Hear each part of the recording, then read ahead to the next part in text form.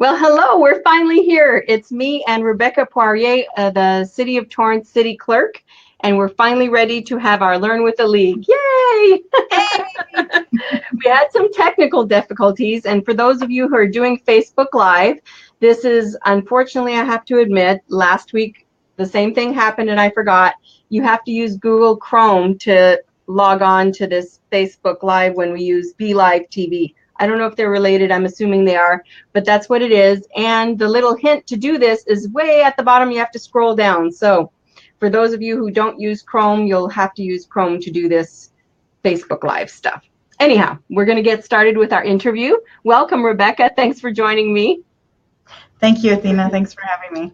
Okay, so the League of Women Voters started Learn with the League a few weeks ago, or a couple of months ago now, and so we want to educate the public on the ways that government works. And I thought, given that a lot of cities are having elections and it's a big election year, we should find out what exactly does it take to throw your hat in the ring. So that's what Rebecca, who's a city clerk, is going to talk to us about. So Rebecca, first of all, I think you're actually an elected official, aren't you? Yes, I am.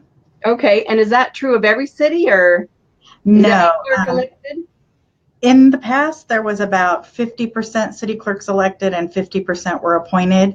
Now it's more common to have appointed city clerks rather than elected city clerks. Okay, interesting. So can you tell us a little bit? I mean, I'm embarrassed to say I thought a clerk was like you did paperwork, you know, like a clerk. So obviously it's way more than that now that I've learned. So why don't you share what a city clerk does?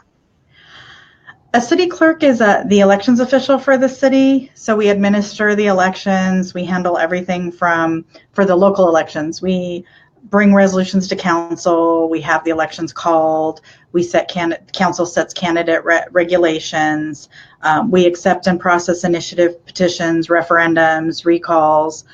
We maintain election history, and we are the filing officer for the California Fair Political Practices Commission for campaign reports and for conflict of interest filings. In addition to those duties, we prepare council agenda covers, we administer agenda distribution, we administer action minutes and summary minutes for city council meetings and for commissions. We staff the City Hall switchboard. We post council, board, and commissions agendas according to the Brown Act. We post bids, and we receive and open the bids publicly. We process all contracts, agreements, and franchises for the city. We process ordinances and resolutions for the city. Ordinances are city law. Resolutions are city policy. We codify the Torrance Municipal Code, so whenever the city passes an ordinance, most ordinances are codified into our code. And we maintain a roster of public officials. We also maintain and update the records retention schedule. So that tells city workers what records need to be maintained permanently, what records we may destroy, what period we have to keep them before we can destroy them. And that's all set by government code. We also receive claims, subpoenas, and other legal services on behalf of the city. We process California Public Records requests, and we adhere to the California Public Records Act when we process those. We administer receipt of requests for proposals. We maintain a conflict of interest for the city. So employees, commissioners, elected officials have to file a conflict of interest, Form 700, and we update that code of conflict of interest biannually. We maintain a MADI Act, which is a list of, I was just going to tell you, it's a list of board and commission vacancies, and we are required per the government code to do that. We're required to post it by December 31st of every year. However, the city of Torrance has always updated it. Whenever we have an update, we repost it all year long. So that way we're always in compliance. Mm-hmm. We administer the commissions process, starting out with the commission certification training, receiving applications, and then packaging up and providing the council with a packet and bringing a council item staff report to council so they can make the commission appointments. Wow, that is a lot of stuff. And we are the record keeper for the city, so we're in charge of all the city records. So anything to do with record? Yes. Wow. Okay, that was a lot of stuff. So how big is your staff for the city of Torrance? I have 8 individuals, 9 including myself. Okay. And do you know how many commissions there are? There are currently 12 commissions. Okay. There's 11 commissions and one youth council. So the youth is called a council instead of a commission. I see. Okay. And we also have a few internal boards. Sorry. Okay. So that's okay. So you're managing all the paperwork around that. And every week, is there a city council meeting every week? We meet every Tuesday with the exception of we do not meet the 5th Tuesday of the month or the Tuesday after a Monday holiday. I see. Or in an instance where council may be going to a conference, we may go dark the week that they're at the conference. I see. So there might be maybe 48 meetings or 46, somewhere in there? Yes. Yeah, that's a lot of meetings. And so your staff and you're in charge of posting all that stuff on the website. And are there paper files still? These days there's paper files? We still currently are paper driven. However, we did just recently take an item to council and they approved for us to have an electronic content management system. And what that means is we will be scanning and digitizing the records, and they will be available online for the public. Oh, wow. That's going to be cool. Yeah. It's a huge job, but we'll get there. Yeah. So you're in charge also of keeping all the records. Do you mean all the way into the past? Like how far into the past do these records go? To the incorporation date, 1921. Oh, wow. Yeah. And we do have historical records as well. Yeah, what? Historical records from before the city was incorporated. Oh, wow. Okay. And so I think I heard you once speaking about your one of your goals was to kind of move the city of Torrance more into the digital age, like to preserve some of these records that maybe old, fragile paper, that kind of thing. You're trying to digitize all that? Yes, that's correct. So we have all the city deeds. Some of them are still on the old-fashioned onion paper. So they're very fragile. So we'll be scanning those. That's that paper that you can kind of see through, but it's... Oh, okay. I'm like, onion paper. Yeah, it's typed on with the typewriter, but it's that kind of paper that you can kind of see through. Yeah, well. So some of them are very fragile, and we'll be scanning all of the deeds, the city ordinances, the resolutions, and the minutes, and getting all of those online. So I'm going to backtrack a little bit before we move on to if someone wants to run for office. So do any of the cities outsource the job of city clerk? Is that something that's done? Let's say if a city was super tiny, they may not have a whole lot to do, or is that possible? They don't outsource the city clerk. Usually for a smaller city, either the city manager will be city manager / city clerk, or there's been some very interesting titles I've heard, like finance / city clerk, city administrator / city clerk. So some of the smaller cities, the city clerk may not be just city clerk. They'll be wearing another hat. Oh, okay. That makes sense. Okay. And so every city has to have a city clerk to do all this stuff, right? Yes, because so there are a lot of laws governing what we do, and it's important to adhere to them. Sounds like it. And so City of Torrance manages its own elections? Because I think also I heard that some cities do outsource that to is it the county registrar, or someone else does it for them, right? The actual elections. Yes, the City of Torrance is actually consolidated with the election. So there's two types of elections. There's a standalone election where the city actually runs the election completely themselves. And usually they hire a company that will help them come in and count the ballots. So the outside company would come in and publicly count the ballots, say in the council chambers. Quite a few years ago, before I started with the city took it to the voters, and the voters voted to consolidate with the county. So even though we're consolidated with the county, there's still a large portion of things that the city clerk actually handles. So we handle bringing the resolutions to the council, informing the council of the election dates, the filing requirements, deadlines that we have to call there's actually a certain date we have to call the election by. We prepare a candidate handbook. We make appointments with candidates. We sit down and meet with explain what's in it to run for a position. And during the nomination period, we also make appointments for them to come and file all their paperwork. There's a great deal of paperwork that's required to file to run. So we handle all the administration of that. And then the county, we're like the hostess, and then the county does the part where we send them the information, they print the candidate sample pamphlet, ballot sample pamphlet, and then they'll mail it out to registered voters, and then they'll mail the ballots. If you're a vote by mail person, they'll mail you a ballot, or you go to the polls and fill out your ballot there. But they do all that printing work for us. Okay, I got it. So that's where I got confused. Okay. Right. So I'll go ahead and answer my first question, and then don't freak out. I'm not leaving. I'm just going to lower the blinds because, as you can see, the light's coming in on me.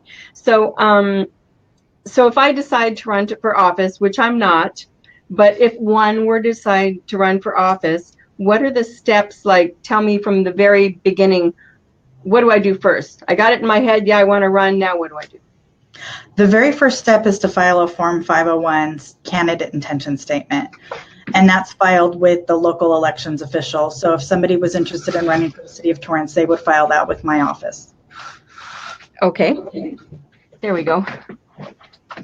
Okay, so that was step one, filing the Form 501. Yes. And then how soon before the election do they do this? How, I don't know if I worded that right. Yeah, they can do it up to 2 years prior to the election. It just all depends on when they want to start getting everything ready. So after they file their 501, they don't have to file anything else until they get donations in the amount of $2,000. Once they reach that $2,000 mark, then they would file a Form 410 it's a statement of organization, which establishes their campaign committee. And then on that, they'll send it to the Secretary of State. The Secretary of State will give them an ID number, and then that also is where they open their bank account to put all their election donations in. And after that, there'll be filing requirements to file a campaign statement, which is a Form 460. And on the Form 460, that's where they'll claim all of their incoming donations, whether they're monetary or in-kind donations. So in-kind donations might be that someone offers to host a coffee. So they pay for the space, or they pay for all the coffee and donuts or whatever they're serving, and then they invite the public to come. So is there, since we're talking about money, is there a limit in local politics? Is there a limit to how much money one individual could give that one candidate? For the city of Torrance, yes, we have a campaign finance ordinance, and the maximum any single individual could donate to a candidate is $1,000. Okay, well, that's quite a bit.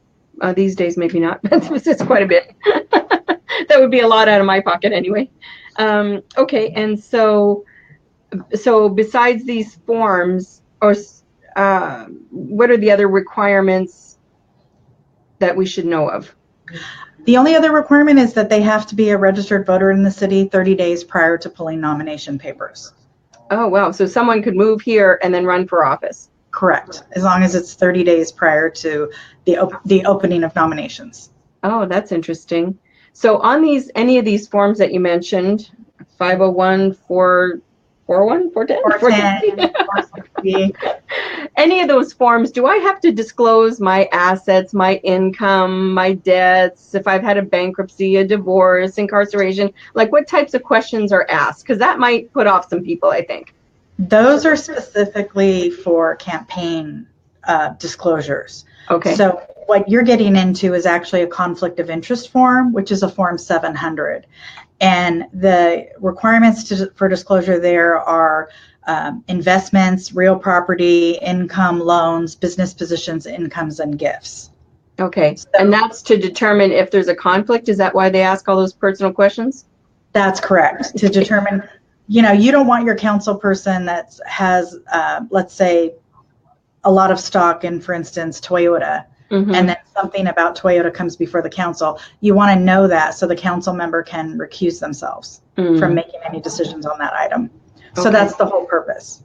Okay. And do you happen to know what would happen if, let's say, they did own Toyota stock and they did listen and maybe they voted favorably or even unfavorably?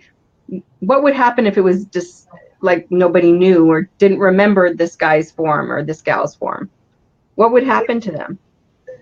Well, if they had a conflict and it wasn't caught.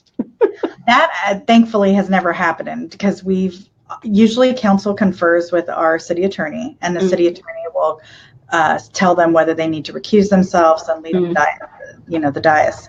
So that has never happened that I'm aware of. So do you know what would happen? Do you know what would happen?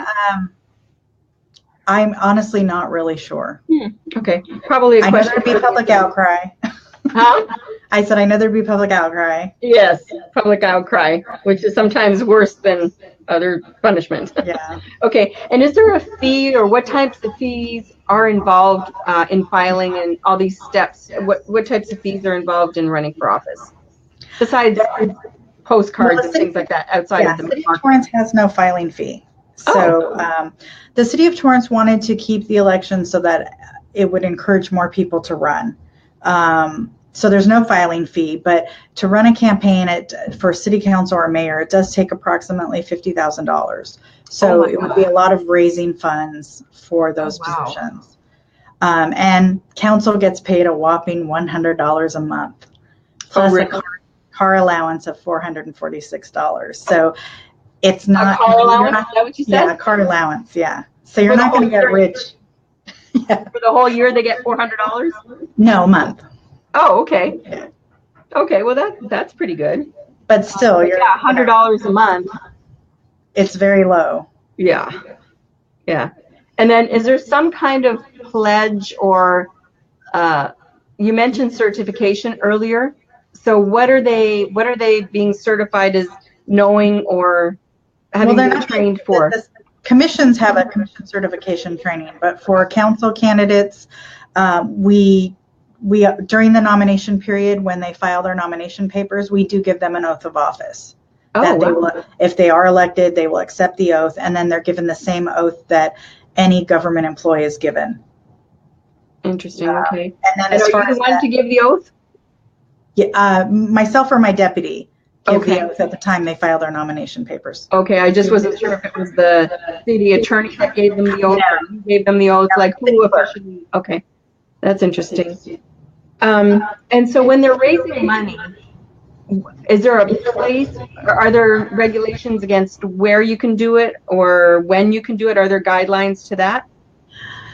Yes, in the government code, there is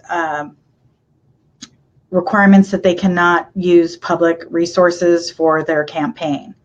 And then the City of Torrance has their own regulations, Ordinance 3701, that prohibits candidates from using city buildings and facilities to host campaign fundraisers. However, it excludes parkland, public sidewalks, and public streets. So they can't use public land, but they can be in a park or on a sidewalk. Right. So, for instance, at our farmers market at Wilson Park, we have a free speech area.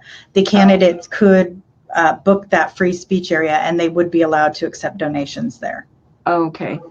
And then on the sidewalk, that would be kind of tough to limit people, right? I mean, right. So that's why they hand you a check, now you're in trouble, you know. So that makes sense. That makes sense. Some of this is making sense to me. Okay. And I asked about how much someone can give.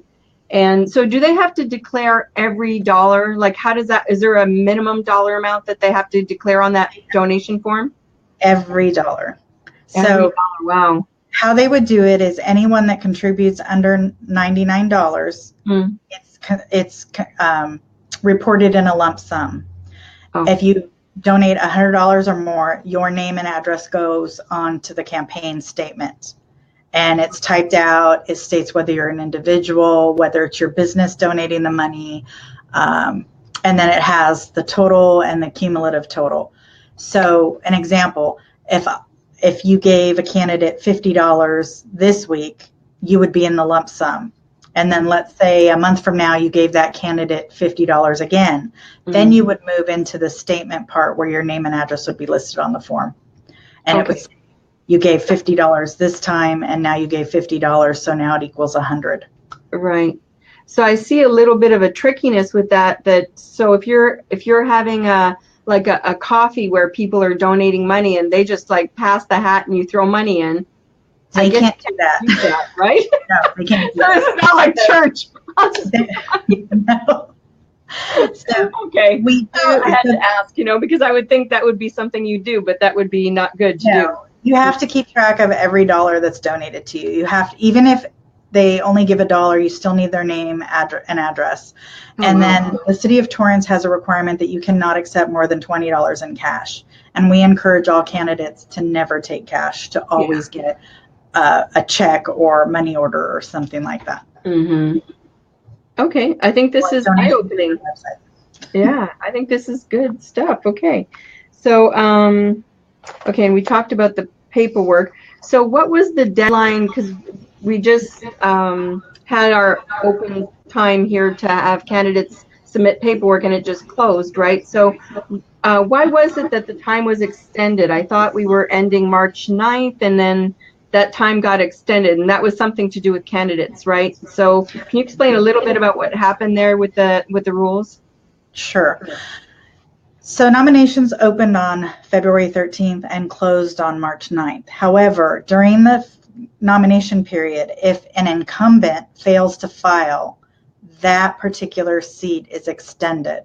Mm. So we had an incumbent council member who did not file to run again. Mm. So the mayoral candidates, the city clerk candidates, and the city treasurer candidates closed on March 9th. The city council race was extended through March 14th. And that's just, it's just to encourage. What's the thinking behind that? It's the law that election law that we do that, and it's to encourage additional candidates, right, and to give an opportunity for others to come out and run. Sometimes when residents or see that incumbents are running, they may not throw their hat in the ring, but when they see an incumbent is not running, they will. Mm-hmm. So that's the purpose behind that, is to help others have an opportunity. That makes sense. Okay, so now our election period is closed, and whoever was on the books March 14th, those are our official candidates for this go around, right? That's correct. I've already submitted the certified list of candidates to the county. Okay. Okay. Oh, that's interesting. So you send the certified list. Okay. So let's say someone did decide to run. They're on this list now, and then they decide they don't want to run. Let's say they want to back out, or whatever you want to call it in your official world over there in city clerk's office. They don't want to do it anymore. What do they do to tell you they don't want to do it? Basically, they're on the ballot. They had until the close of nominations to withdraw their name. Okay, so this is done. Okay. So, okay. So what is the number one thing that if of all the advice, and I'm sure you've got a lot of advice because you've seen, how long have you been in the city clerk's office? Because you were just elected not too long ago, but you've been there for a long time, right? I started in the city clerk field in 2000. And wow. I worked my way up to different positions, and I came to the city of Torrance as the deputy city clerk. Mm-hmm. And then when our city clerk retired, I ran for her position and won. Yay! So. Okay, good. Okay, so that's a long time. So of all these ups and downs and all these different people who ran and your own experience, what's the number one thing that you would recommend to any candidate that they should do, like the number one thing? The number one thing, well, I would say for anyone interested in running for council would be to get involved in the city and community organizations, and also to become a commissioner, to get used to working on a commission with a 7-member body, and kind of prepare to be on council, so to speak. Mm-hmm. That would be my recommendation. So I guess what you're saying is the practical experience is what you're talking about. Yes. Okay. So to get used to collaborating with other members on the legislative body, and learn how to run a meeting, learn how to review agenda packets. It's kind of gives you a footing to have experience in doing that. Mm-hmm. So would you say it's like a mini experience that trains you to be on council? Because I think council is more intense than a commission, as I understand it, is a narrow focus purpose body that advises the council? Is that what they do? Or? That's correct. Okay. We do have a few commissions that are quasi-judicial, but for the most part, commissions are advisory to council. You are correct. Okay. But it gives you that experience of collaborating with other members of a legislative body, even if it's a more narrow focus. And I think it kind of helps you get a feel for what it would be like to be on council. It's not required though, but that would be my recommendation. And again, to get involved in community groups, get to know the community, just really being involved is important so that you know what's going on in the community and how the residents feel and their desires. Kind of how they feel on different issues. Right, exactly. Yeah, okay. Right. That makes sense. So and this may be a kind of a strange question, but what do you think is the number one trait or personality type or, the kind of the intangible that makes a successful candidate?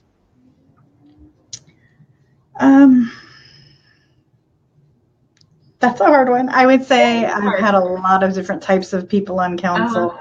I would say just somebody that's outgoing and just really has a desire to serve their community. That would be the number one trait. Desire to make their community a better place. And that it comes through, hopefully. I've seen candidates that they don't express themselves very well, right? So yes. Okay. Let's see. So is there anything else that you want to share with the listeners on what you do or what the city clerk's office is like or anything like that? The city clerk's office strives to be helpful to the residents and to connect the residents with the services of the city. So that's actually our vision, is to be the heart and hub of the city, connecting the community with the services of the city. And I think that if somebody had an interest in how the government worked, contact my office and we'll help you with what we can. And if we can't, we'll refer you to which department would be able to help you. That's what we're here for. A lot of people find the city clerk's office first, so we consider ourselves kind of the information hub. So if someone wanted to find out something that could be in the records, your office would be the place to start. Yes. Yeah. Yes, that would be correct. Okay, cool. Well, I don't see that we have any questions, so I'm just going to close us out here by saying we have elections coming up, and I think it's June 5th. Is that right? That's correct. Okay. For the City of Torrance council members and mayor. So we have 6 people that qualified and now I learned certified as our candidates for 3 open seats, right? And then we have correct. 3 people running for the mayoral position. And then correct. The city clerk and treasurer are unopposed. So explain to me what that means. So you both put your hat in the ring and nobody ran against you and the book's closed. So what do you have to do now? Well, I've still been invited to candidate forums to give a 2-minute speech, which is nice because I would like to say all the things that I've done for the city in the past 4 years. But basically that means that no one's running against us. And to me, that says the public has a lot of trust in us to run for our jobs again. So to be the city clerk or city treasurer, the only requirement is to be an elector of the city. And these positions actually are full-time department head positions, which is different than the mayor and city council positions. Mayor and council are considered part-time. So we're full-time department heads. We oversee I don't know any of them who are part-time, but okay. Well, it's technically considered part-time, but they put in full-time hours. That's why I said $100 a month is not that much. Yeah. But for us, for the city treasurer and myself, we are full-time department heads, and there is a lot of knowledge that is required to do this job. And running unopposed is very exciting. Yeah, because otherwise you'd have to be campaigning and doing your job, right? Yes. And if I remember, and correct me if I'm wrong, but last time when the previous clerk retired, there were like 4 people running for that position, right? 3 people, yes. 3 people. Okay. Yeah. Wow. Okay, and the treasurer surprises me that they're elected because it's kind of an accounting job, right? So she does a lot of the city's investments, and I won't elaborate because I'm sure she does a lot of things that I'm not aware of, just like people aren't aware of all the things city clerk does. Right, right. Okay, well, thank you for that. Okay, so that's it for my interview with Rebecca. Thank you for joining me, Rebecca. It's been really cool talking to you today. And hopefully someone out there learned something with the league, right? Hopefully. Right. I hope so. I thank you. And thank you for having me. Yeah, thank you. So unfortunately, Mark Warnick was supposed to be our speaker for tomorrow. He's a council person in the city of Lomita who is going to share, when we're able to get him on, what it's like to run for office and win, and also how the sometimes mayor, and that's just my lingo, it's a rotating mayorship that they have in the city of Lomita, and I really wanted to find out from him what he thinks the pros and cons are, because we have a mayor who's elected and that mayor is there for 4 years, right? So this is very different. They're there short term in that position, so I imagine there's good and bad about that. But Mark's unable to attend tomorrow, so we're going to reschedule him. If you'd like to join our mailing list is very easy to join. You would just text 444-999. Enter keyword LWVTA along with your email address, and you'll automatically be added. So I thank you again for joining Learn with the League. See you next time.